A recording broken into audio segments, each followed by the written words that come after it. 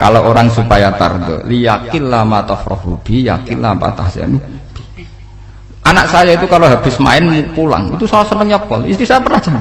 Gus, anak mulai seneng ya, dek piro-piro, anakku gelem mulai ning omah. Misalnya minggat terus piye. Saya itu anakku lo main mulai itu seneng. Piro-piro anakku mulai ning omah. Dipanggil anak saya bapak itu senengnya sak boleh. Piro-piro ana sing manggil bapak. Jadi saya pakai standar minimalis sekali. Saya tidak pernah pakai tarif. Dia anak yang ideal, dihormati orang. Sampai anakku sujud nih pangeran, ngerti pentingnya maca tasbih. Makanya anak saya tak namakan tasbih semua. Itu ya sudah. Saya tidak pernah bayangkan anak saya jadi kayak besar, dihormati cuma. Mari gampang kecil. Ya, sekolah kan Sayyidina Umar. Saya pemuda dari Bani Makhzum, yang kecilnya bisa mati.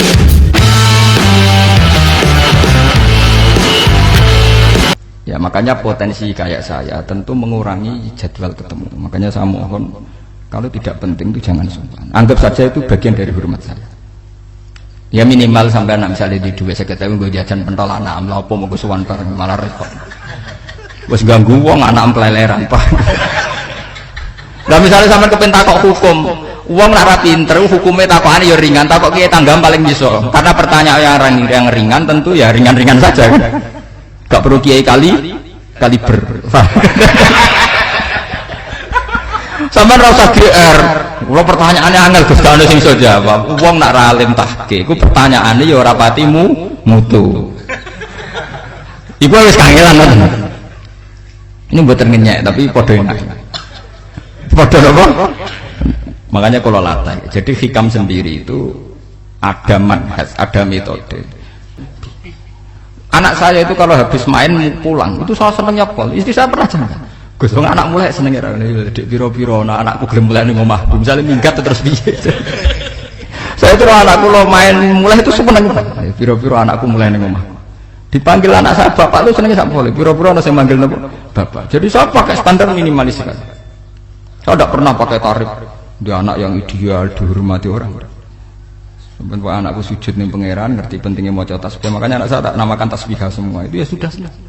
Saya tidak pernah bayangkan anak saya jadi kayak besar, dihormati cuma. Mari gampang kecil. Ya sekolah kan Sayyidina Umar. Saya pemuda dari Bani Makhzum, yang kecilnya bisa makan karena buruh bulikku. Akal tuh tamarot. Wah itu saya baca tuh nangis betul. Betapa hebatnya Sayyidina Umar. Mengingatkan ulang bahwa nikmat tertinggi itu ya makan, karena makan kaitannya nyawa. Orang jadi bupati, enggak jadi bupati tetap makan. Jadi kalau ngantin saya tarifnya minimalis sekali. Kalau orang sudah makan gitu, lah Allah katar tertentu mudah sekali. Tapi kalau sampai tarifnya ideal, harus dia mobil kudu sangune akeh. Mosok gue mobil gak sangu akeh. Barang gue sangu akeh kudu gue penderek. Mosok kere lunga wong sugih kok lunga tanpa penderek. Barang pendereke maju. Mosok ora kena dikeloni itu malah repot. Akhir gue wong ayu, anak selingkuh diujar-ujari sing itu malah perkara meneh. Ngomong keruwet menuruti tahapan-tahapan duniawi makanya resep kalau ingin seneng tuh kon sholat. Maksudnya sholat tuh dihayati secara tauhid ya. Dihayati secara tauhid. Misalnya inna sholati wa nusuki wa mahyaya wa mamati lillahi rabbil alamin. Itu akan pasti Allah katardo, pasti mudah melihat alam ini ridho. Ini satu sekelumit ya, dari resep seorang ulama yang saya meniru beberapa di kitab Hayati Sahabat, di kitab Hikam, dan meniru terutama semuanya sanad dari Rasulullah Shallallahu Alaihi Wasallam. Makanya suatu saat Nabi itu kagum. Abdullah bin Mas'ud itu jalan-jalan dan dikawal oleh beberapa malaikat. Terus Nabi itu heran. Ya Abdullah, kenapa malaikat itu selalu mengawal kamu? Terus kata Abdullah bin Mas'ud, ya Rasulullah, inilah akhtu khutwatan illa wa azunnu alla akhtu wa ukhra wa ma akaltu luqmatan illa wa azunnu alla alqamu ukhra. Saya itu tidak pernah melangkah kecuali saya tidak pernah yakin apa betul saya bisa melangkah lagi. Jadi perlangkahnya itu dia iktimat Allah. Dan saya tidak pernah mengunyah satu kunyahan kecuali saya tidak yakin apa betul saya bisa mengunyah lagi. Sehingga setiap kunyahannya tetap semuanya bernada Bismillah. Semua itu atas nama pertolongan Allah. Terus kata Rasulullah, orang kayak kamu itu andikan saya ada nabi terakhir itu jadi nabi. Jadi makanya dulu Nabi itu sering ngendikan, andikan orang-orang kayak gitu itu ada nubuah, tentu mereka punya derajat napa? Nubuah. Jadi tidak jadi nabi tapi punya derajat napa? Nubuah. Lah orang yang cara berpikir gitu tentu tidak khawatir apa yang hilang dari dirinya, karena dia berkontrak dengan Tuhan hanya per menit per detik. Mulane hikam punya resep al-mu'min yusiru sana Allah min ayyakuna li nafsi dzakiran. Seorang mukmin yang sejati tentu kontraknya dengan Allah Subhanahu wa taala dan dia tidak pernah ingat dirinya sendiri. Kayak sampean pas umat tapiil, Allahu Akbar, Allah Maha Besar, subhanak. Selalu ana wong ngrasani ora lali, termasuk lali utange barang ini kuwi. Tapi yang jelas kan menjadi enjoy dengan dirinya sendiri. Paham ya? Menjadi enjoy dengan dirinya karena dia tidak sering punya kontrak dengan makhluk. Nah ini maksudnya Allah kan apa?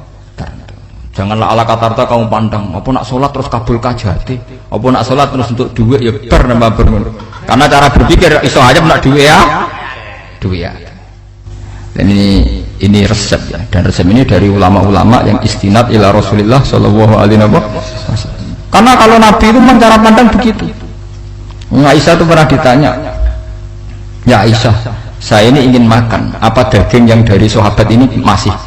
Wah ya Rasulullah sudah habis karena tak kasihkan tetangga.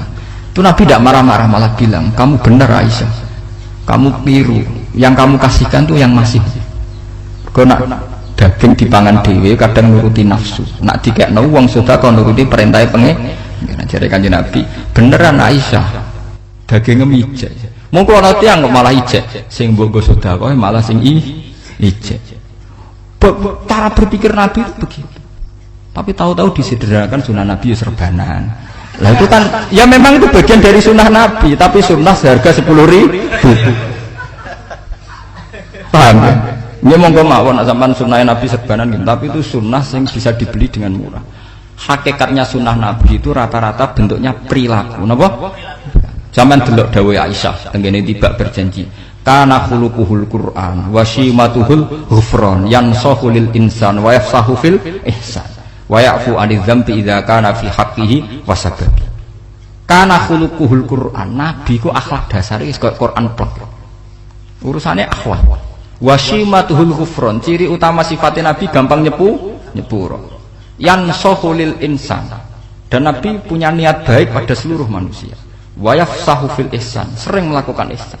Lah nek sunah Nabi ngoten kan luwih sering kula Quran ya wis apal mulang.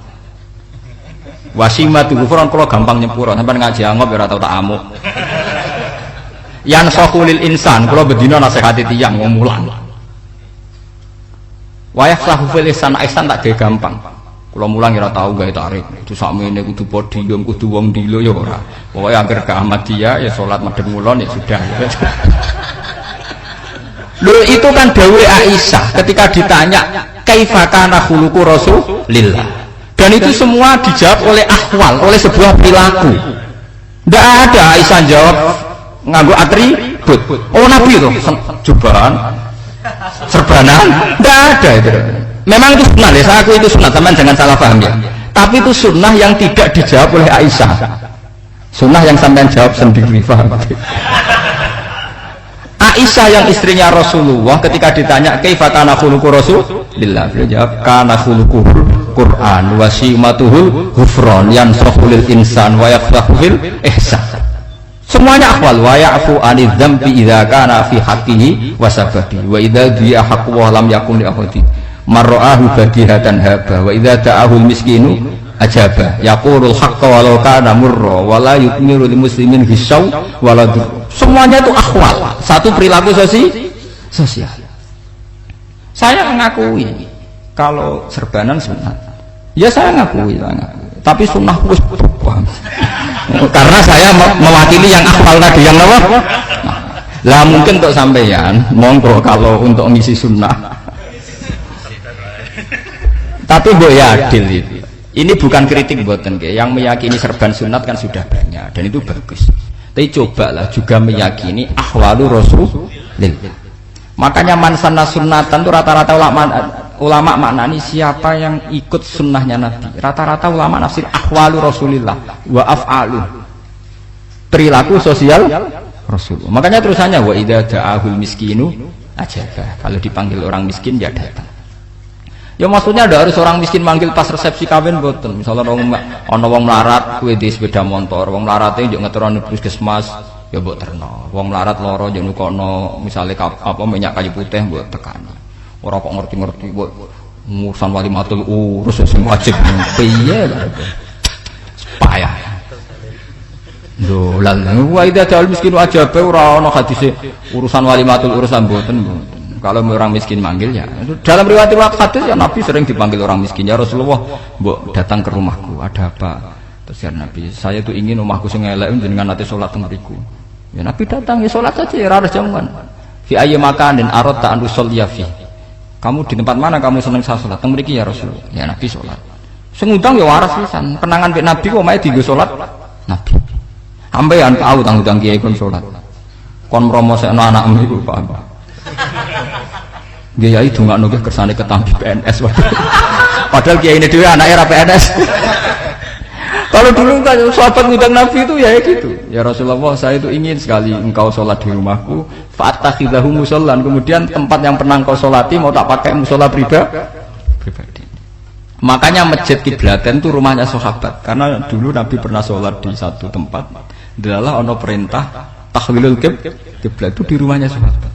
Itu sahabat dulu itu kalau ngaturi Nabi itu kenanya ingin Nabi pernah sholat di situ.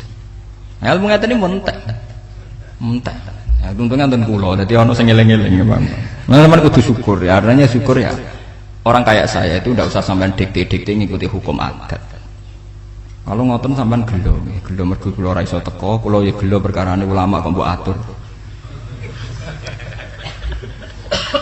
Makanya saya sering guyon cerita saya itu kalau di pasar Pandangan dulu itu anyaran boyong sering di pasar ditanya sama Gus wong alim kok ning pasar piye aneh to ya aneh kuwi aneh piye bodohnya wong alim kadang masyarakat tidak sadar keanehan dirinya sendiri mereka enak saja merasa kalau orang alim ke pasar itu aneh mereka tidak sadar orang bodohnya wong alim ya aneh enak saja mereka mikir sepi paham ini supaya sampean Allah kan apa tar. Makanya untuk Rasulullah Nabi itu sering ngendikan ana tamu hormati. Tapi etika mertamu di Rasulullah itu walakin idza du'aitum. Mertamu Nabi itu nunggu ditimbali. Walakin idza du'itum du'iya mabni majhul. Ketika kamu ditimbali fadkhulu. Jadi ya ayyuhalladzina amanu la tadkhulu buyutan nabiyyi illa ayyudzana lakum. Jadi untuk sowan Nabi itu nunggu dipanggil. Meskipun sahabat itu rindu Nabi, tidak berani sowan ke dalamnya Nabi. Kalau ingin ketemu Nabi di barno pas sholat jamaah, karena Nabi pasti keluar di masjid. Andai kan Nabi nerima tamu di rumah, ya ora sida dadi Nabi. Amen nampa tamu.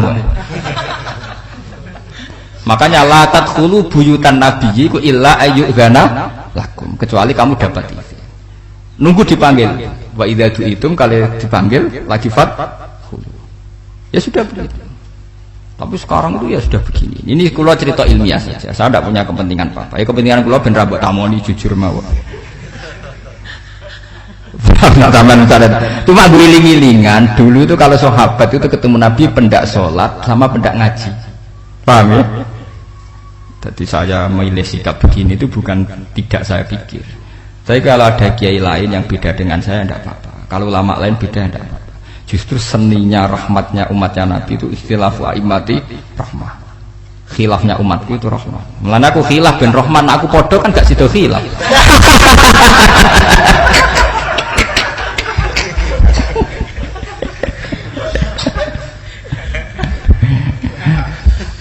Dasar buat khilaf.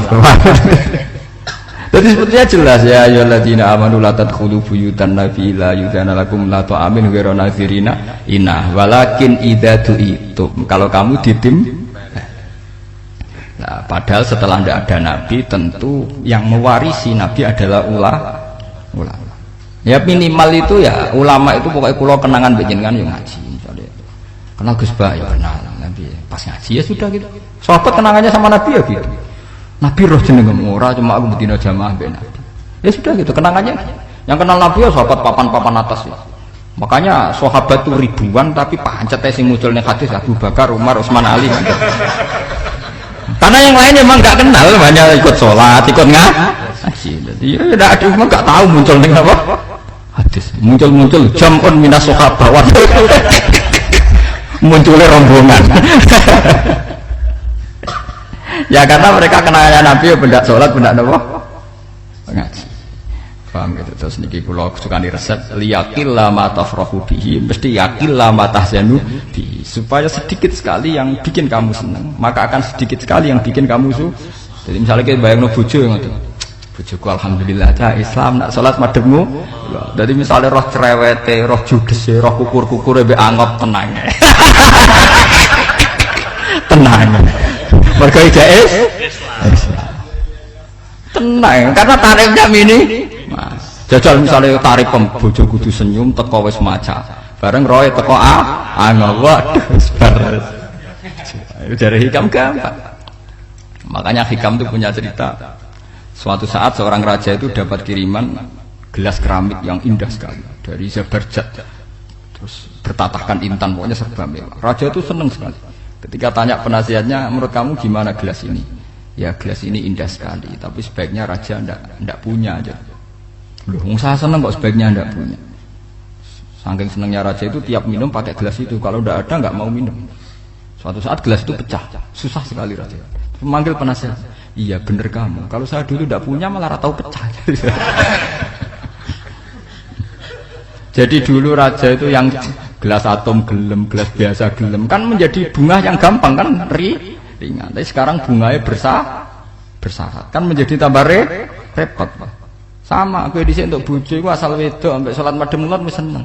Tapi setelah kamu pakai tarif yang macam-macam kan tambah senengnya ngenteni macak, ngenteni ramah, ngenteni servis kan repot. Tapi aku bojo kula sering janggal. Kepengen kula niku ngamuk, kula bilang ngamuk apa kowe Islam. Kowe ya rohku ya Islam ya salat, ketoke madhep mulan nang ngamuk urusan apa. Ya aneh memang cara berkeluarga saya aneh, tapi aneh yang waras. Timbang sampean umumnya orang umum tapi tidak bener.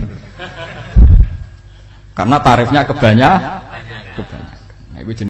Alhamdulillahirabbil alamin. Telah kita ikuti bersama ceramah atau pengajian oleh beliau Kiai Haji Ahmad Bahauddin Nur Salim. Pada kesempatan ini beliau menjelaskan bahwa kita ini hidup hendaklah jangan angkuh sehingga kita tidak mudah kecewa. Janganlah dalam hidup ini kita selalu ingin dipuja, diagungkan, karena hal itu akan menyebabkan kita akan selalu merasa kecewa. Semoga ceramah ini bermanfaat bagi kita semua. Amin.